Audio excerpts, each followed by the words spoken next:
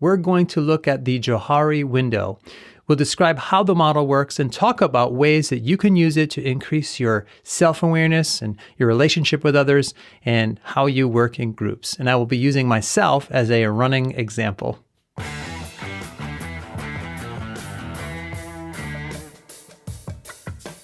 I'm Alex Lyon, and each week I post videos to help you with your leadership and professional development. And this model has been around for decades, and it's in most college textbooks that deal with interpersonal communication and related areas of relationship development. So where does this name Johari come from? Well, the creators, Joseph Luft and Harrington Ingram, took the first letters of their names and combined them to make the name of the model. So that little spark of creativity makes me already like this model. And it provides a way to increase our self-awareness, self-perception. And I mainly like the Johari window because it can inspire us to be more authentic, more genuine, and more open, and that will help us form deeper connections. It's a 2x2 model that gives us 4 squares. Some people call them windows, like the name of the model, which is a nice metaphor because these are windows into what makes you tick. On the x-axis, we have what we know about ourselves and don't know about ourselves. And on the y-axis, we have what's known to others and not known to others about us. And that gives us 4 squares. They're each different sizes depending upon the individual, and it all depends on how well you know yourself and how well others know you. So let's start with the most obvious window. This represents everything we know about ourselves and everything that others know about us. This window is called the open area or arena. Some people describe this as the I know, you know window. There are no secrets here. For example, everybody who knows me, even for a little while, sees that I'm outgoing, I'm quick to laugh, I'm very willing to engage in conversations and talk about almost all areas of my life. I usually have a positive attitude. I'm a teacher, a Christian, and I care about my family. I'm aware of all of this, and I'm willing to communicate it openly. So a question for you, what would you put in this square for yourself? What parts of your personality are out there in the open? You might want to pause and take an inventory of what's in this window for you. The second window is called the hidden area. This is sometimes called the facade window or the masked window. The phrase that describes this window is, I know, but you don't. We're keeping information here private or under wraps, like your fears or other issues. Maybe you have something from your past that you'd rather not talk about. It could be that you're not sharing personal information like your hopes or dreams. Maybe what you really want to do, for example, is be an artist, but you keep that information to yourself. You keep it hidden because you don't want to be criticized.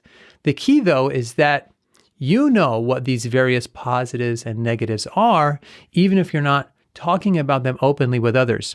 This can obviously change over time. So as you make some of this information more known to others, then it becomes open. So once you talk about it, once it's known to others, that open box will expand. So for me, years ago, I had an anxiety issue, and I finally realized it because even when everything seemed great on the surface, I still felt this vibration of anxiety and discomfort that never really went away. And after realizing this, it became known to me. But I didn't tell anybody except for my wife, and I think maybe my brother. But when I did tell them, and then especially when I told others, it became known to others, and it went into that open window. That square grew. And by the way, I'm doing 95% better with anxiety since I began talking about it and getting help with it. And that's why I love this model. It can inspire us to be authentic, and that can lead to growth and deeper relationships.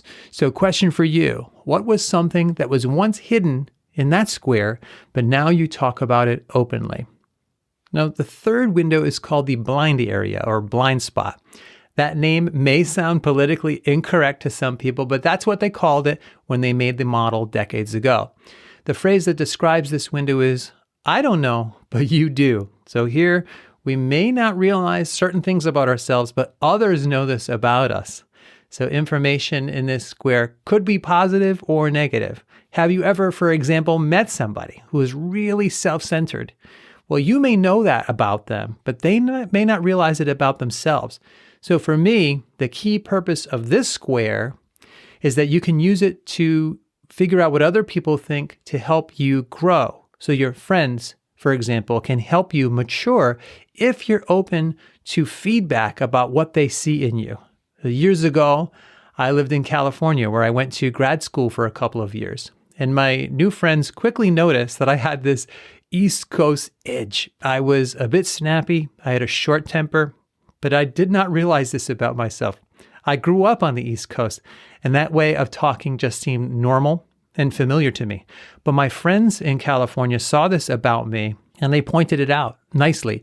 They said, "Man, why are you so uptight, so tense? You should just relax a little."